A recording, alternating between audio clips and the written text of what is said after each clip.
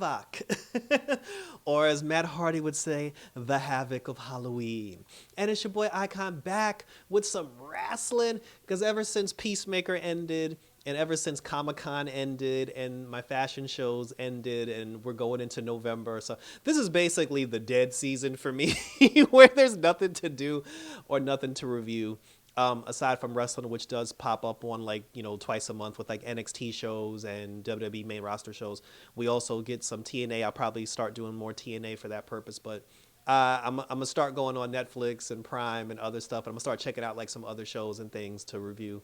Just the other things to do to keep up with the time, because as far as like for everybody that likes all my fashion shows and all my convention videos, all that stuff doesn't basically start until like March. So I know we're getting the Lanterns from DC, so hopefully DC's Lanterns comes out soon, and then we can review that.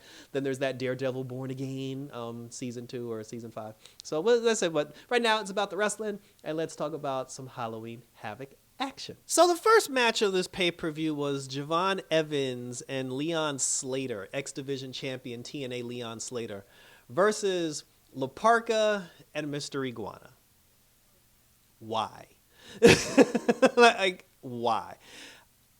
First of all, I don't even think Mr. Iguana is that impressive. Like, aside from the fact that he has like a cool paint gimmick and he walks around with the stuffed animal, which I'm sure the kids like, he doesn't do anything in the ring that makes me be like, wow, I gotta root for this guy. And he's usually doing the job, like he's usually jobbing. I mean, La Parker, he's a legend and all, but the four of them don't have beef. Like, it's more like, hey, you're two guys that are really good. We're two guys that are really good. Let's have a match. And then it got silly with the puppet shit and everything. I don't know. But anyway, Javon Evans and Leon Slater, well, they let Leon Slater get the pin, which I was surprised. They let the TNA, but he's the only person in the match that has a championship belt. So they let the TNA guys shine to get the pin over La Parka. Like I said, I don't understand what the purpose was, but I mean, it was a cool warm-up, and then later on, both of them said they were going after Dark State, so we'll see what happens. I guess it was just a matter of just getting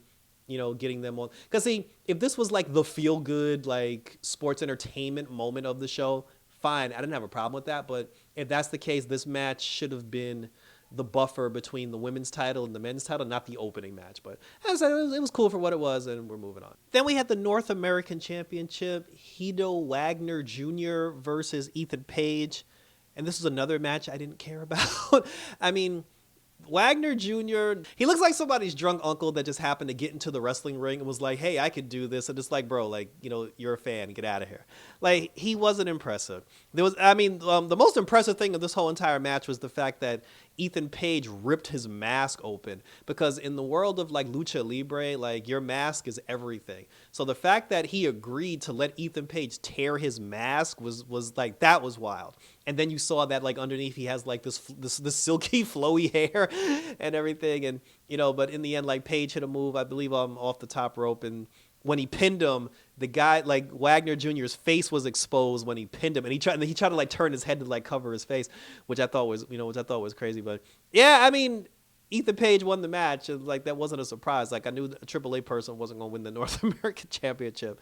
So again, I mean, the first two matches were kind of like, but what I'm saying? But I guess like they moved the overall story on, which was okay. So that was pretty much it for that match. Next up was the match that I didn't know I wanted until the end, if that makes sense, which was the most ridiculous thing in the world. First of all, Blake Monroe, who I don't like, and she basically fought Zarya, who I don't like her, and so the Sol Ruka thing.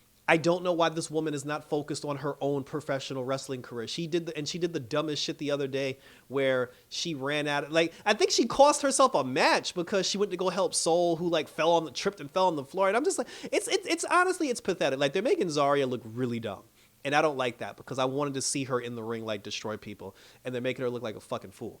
So she decides that instead of Sol Ruka relinquishing both championships that she doesn't even deserve to have, Zarya said that she would fight in Soul's place, and for some reason Ava said yes.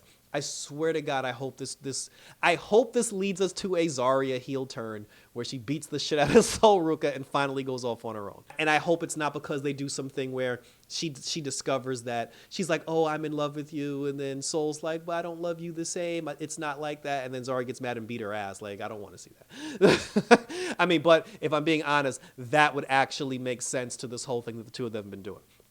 So she ends up, being the person to fight in her place. And during the match, like, again, see, my problem with Blake Monroe is that she's generic as all hell. There was a moment where Soul was on the outside. She was wearing crutches, and Zarya went outside. She went outside. Like, they were fighting on the outside.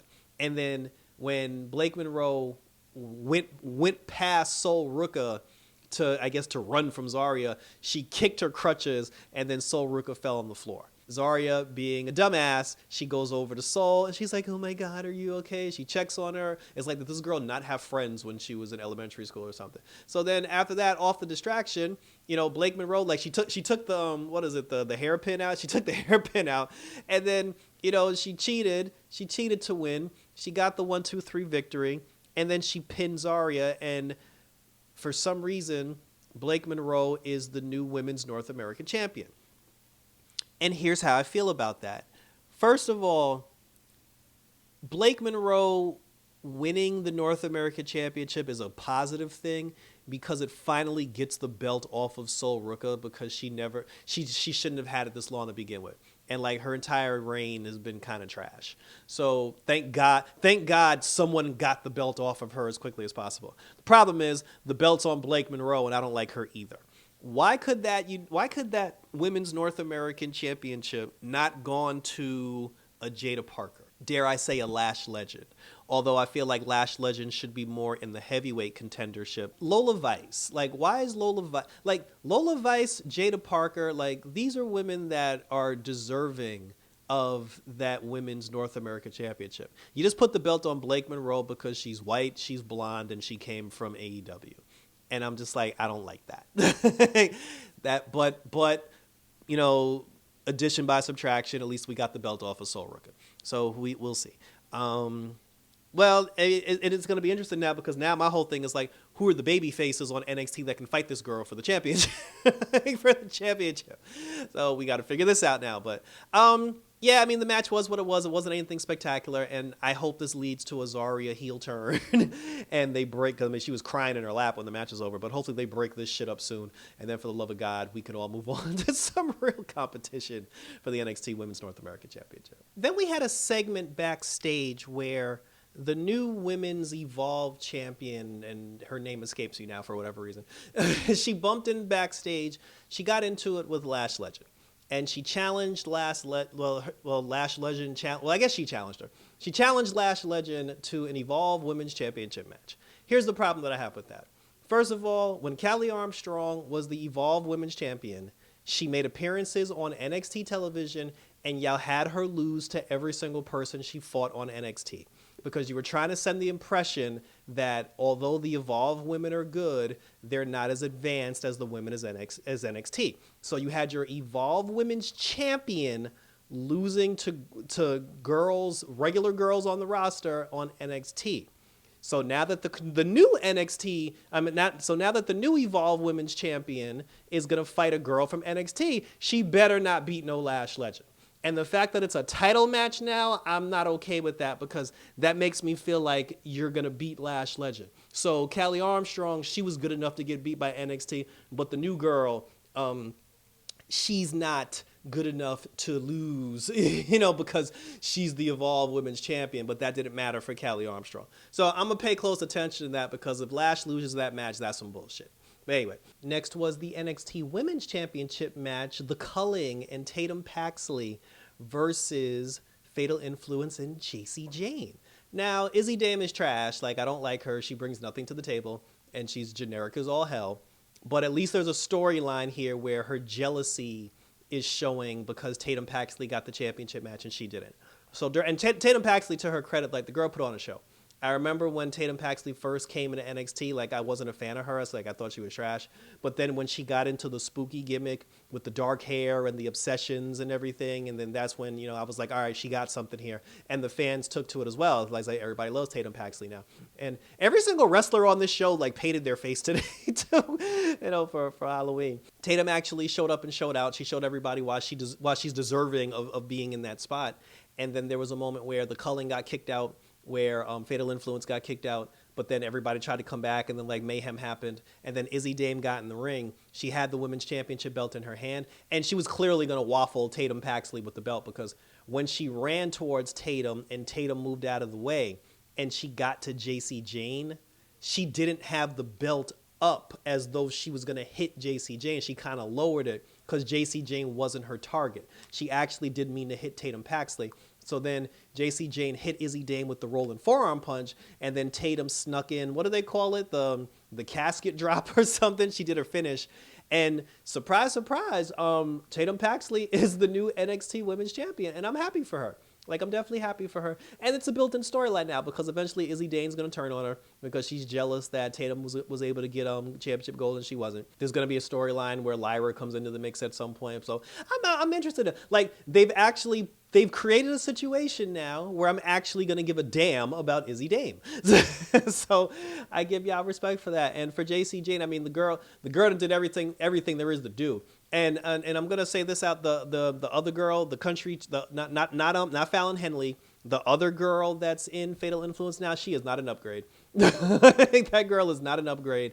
She's not even hot enough to be in Fatal. She looks like Fallon Henley's less attractive, unpopular little sister.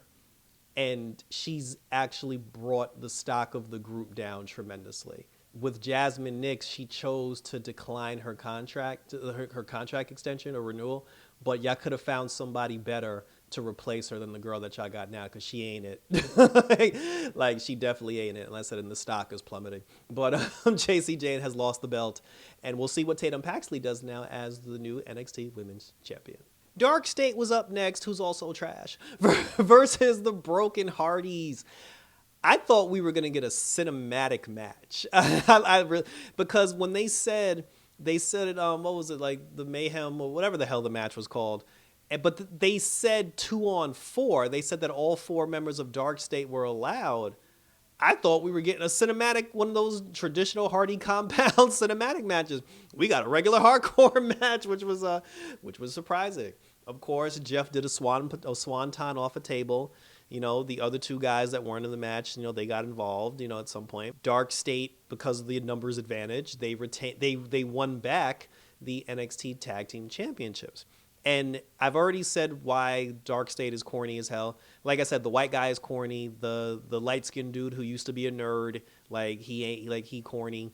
The dude with the dreads and the dark-skinned guy, they're the only 2 that are believable in that whole group. But the thing about Dark State at this point, in order for people to take them seriously at this point and not just call them Retribution 2.0, the other 2 guys have to win championship gold. Because if you got a faction of 4 people and all you can capture are the tag team championships, you're not really saying much. It's a good first start. It's definitely a good first start, but they gotta take a belt. They gotta take a single, that dark skinned dude, because the white guy ain't gonna do it. That dark skinned dude gotta take a belt off of somebody in order for them to, to really solidify this thing. But yeah, but we knew that the Hardys weren't gonna hold on to the NXT tag team titles forever. They're still the TNA tag team champions, so we'll see if there's a rematch or something. But then Javon Evans and the other guy said that Leon Slater said that they were gonna fight for it. So that's what's coming in the tag team division, and we'll see if TNA's Leon Slater ends up with 2 titles. And finally was the NXT Championship match, Trick Willie versus Ricky Saints.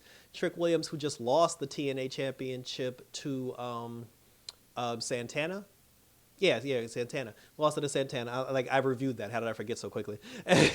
And unfortunately, Trick got to get called up. You would have to think Trick Williams is about to get called up to the main roster, or he's headed for the Royal Rumble, because this is Ricky Saints, if I'm not mistaken, this is Ricky's first title defense, and he wasn't going to lose to Trick Williams in his first title defense. So Ricky's going to be here for a minute. But crazy thing is, the crowd was actually extremely pro-Trick, and dare I say, Ricky got booed a little bit at some point. Like the crowd wasn't really 100% feeling Ricky Saints at one point, which I mean, I'm strange. That's strange to me because you know Ricky's a good dude. Like he's a good guy to have that championship. Where the hell's Obafemi? But yeah, no, this is interesting. So you know Booker T was on Trick Williams' side the whole time, obviously, and I like how he corrected Vic Joseph because when he said when he did the bookend and then Vic Joseph called it a uranagi or a rock bottom, he was like Booker was like, no, that's a bookend because he dropped to the knees, and I was like, yeah, he did drop to the knees. That's the bookend, and I'm like, how does Vic Joseph not know that? But you know, but Ricky retained, Ricky Saints retained, so. I don't know where Trick goes from here aside from the SmackDown. But maybe Trick Williams will be the person to fight Ilya Dragunov in the United States Open Challenge and take the United States Championship off of him at some point. But like I said, it was a good match. The crowd made it weird. And then at the end of the show, Tatum Paxley did a quick interview, and then we went off the air. But that was Halloween Havoc. And thank you for tuning in. It was a good show. Like Halloween Havoc was a good show. Like I said, the first two matches I was kind of like about, but you know the women's matches I did like the outcome of both women's matches, and the men's championship match was the right outcome. So like I can't complain about the outcomes on you know I can't complain about the outcomes for any match on the show, even though I don't like, you know, some of the people that were involved. But share your questions, comments, and concerns down below. Let's continue to talk about it. We got Saturday night's main event coming up next week, so we're definitely going to review that. Like I said, I definitely give Halloween Havoc. I mean, it was okay. It was okay. It was a solid show. It was okay, and you know, check it out on the Peacock when you get a chance. Like I said, check out my other reviews because you know, like I do have other videos up on my channel. I went to New York Comic Con, so New York Comic Con's up on my channel. I just concluded, you know, my reviews for Peacemaker, and I said, and we're gonna keep rolling with some wrestling and everything else in between. And I look for some more stuff to post here on Red Eyes Entertainment. So that was it, guys. So thanks for tuning in for the spookiest night of the year for Halloween Havoc. We're out this. Yeah!